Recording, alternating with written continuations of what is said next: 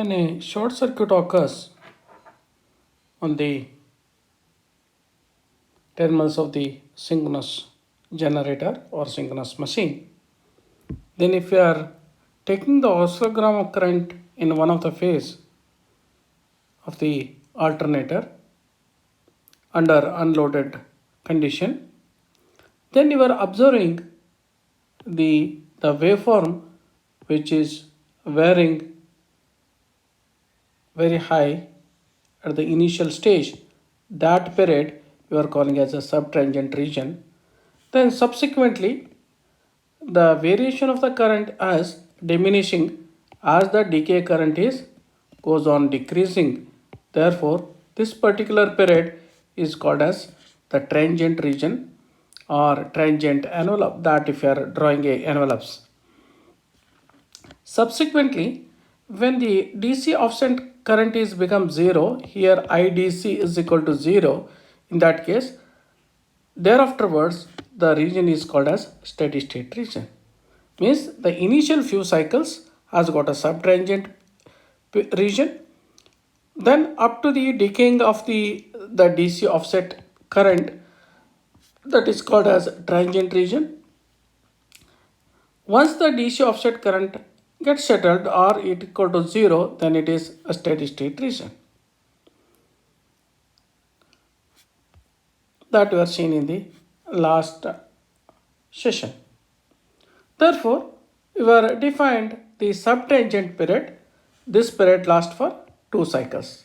That is, the subtangent period is first 2 cycles as the subtangent period. During this period, the current decay very rapidly. That is, the DC offset current is decreasing rapidly. That is why within 2 cycles. Therefore, it is subtangent period.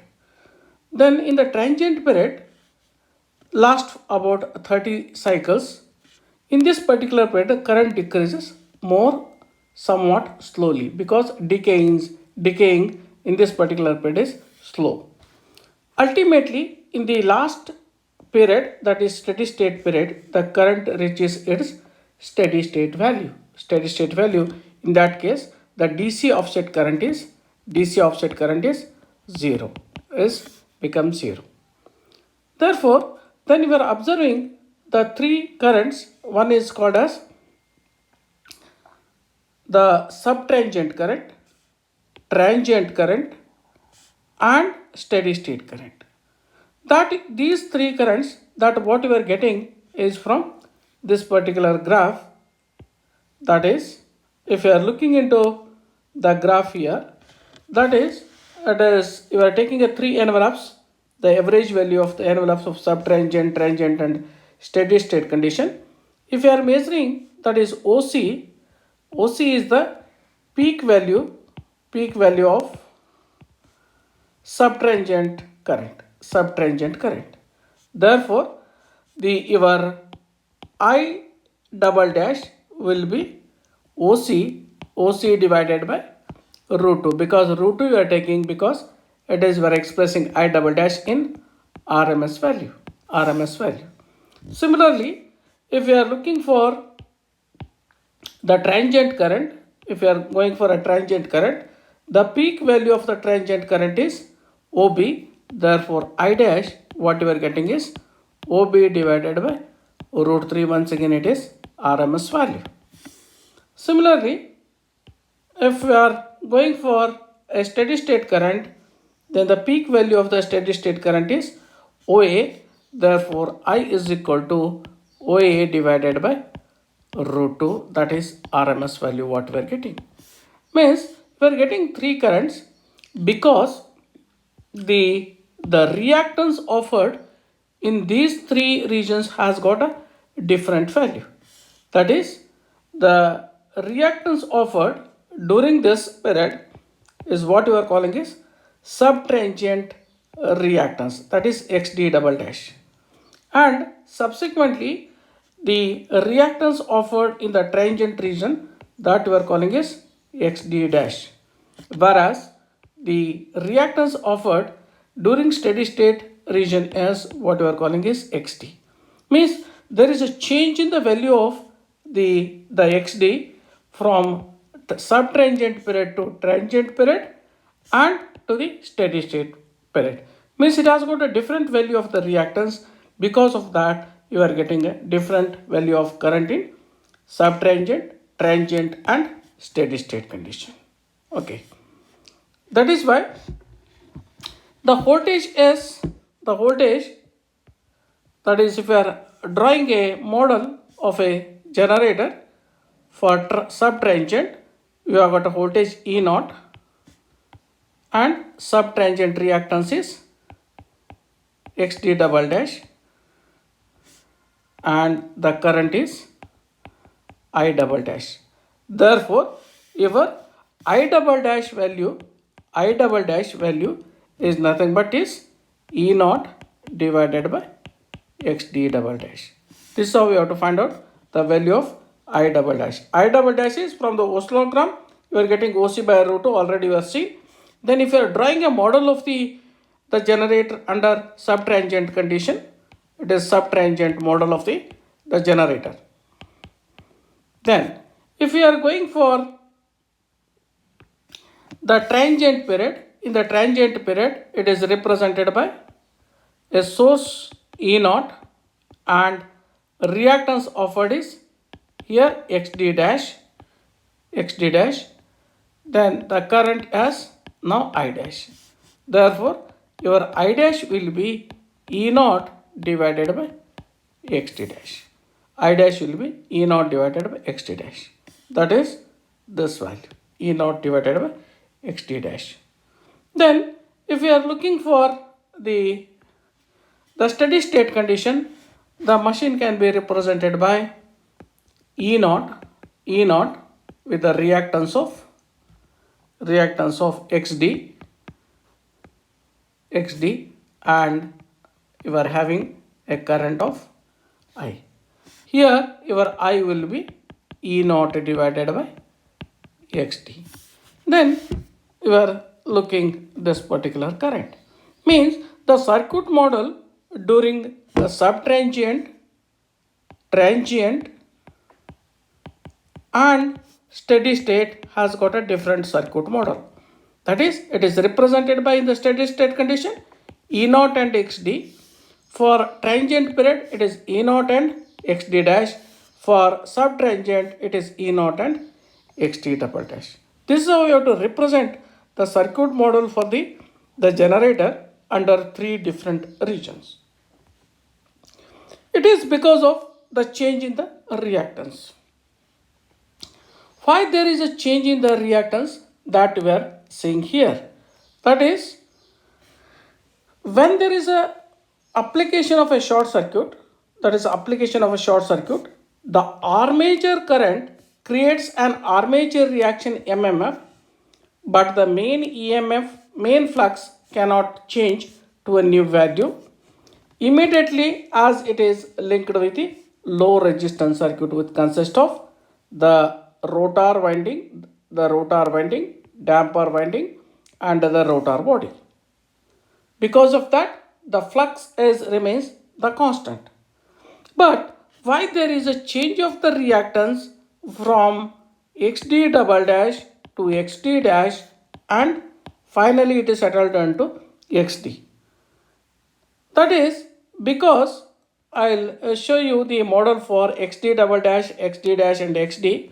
Why exactly? See, this is circuit model of under subtransient condition. In the subtransient period, we know that the current is very, very high. At this particular instant of time, the DC offset current appears in all the three phases, because in the subtransient period we have got the short circuit symmetrical current as well as the DC offset current is also present. This DC offset current having a very high value, that induces the current in the rotor field as well as in the damper winding. These having a very low resistance value, they have got a very low resistance value. Therefore, there is induces the fluxes in the rotor circuit, that is the rotor circuit is nothing but the field winding, and in the damper winding it is nothing but XW dam, and there is effect of armature reaction XA.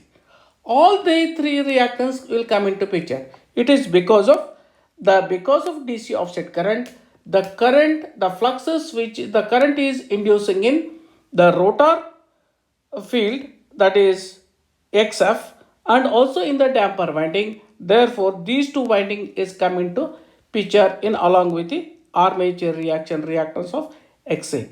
Therefore, the total reactance under subtransient period is the combination of XL and the parallel combination of XD double DW, that is damper winding in parallel with the rotor winding in parallel with XA. This is your total value of XD double dash. Then the time constant of the damper winding is the less because the DC offset current is decaying. Therefore, in the transient period, there is no effect of the damper winding. Therefore, in the case of a transient period, we have got a XT dash. It is a combination of leakage reactance plus the combination of XF in parallel with XA. Once the total DC offset current is settled, as such there is no the induced current in the field winding also. In that case, ultimately what we are getting is XD is XL plus XA only. This is how there is a change in the reactance from subtransient to transient. Here the XD double dash is very small, whereas your value of XD dash, which is greater than XD double dash. However, the synchronous reactance or direct access reactance under steady state condition has got a very high value, that is which is greater than XD dash. Also, the XD dash is greater than XD double dash. This is how we have to find out the total reactance of the synchronous machine under three different regions, that is subtransient, transient and steady state condition. The same thing is explained here, that is XD dash is XL plus the parallel combination of, that is armature flux reactance plus rotor flux and the damper winding. And in the transient condition, it is a combination of XL and combination of XA and XF, and in the steady state condition, it is only the combination of XL and XA.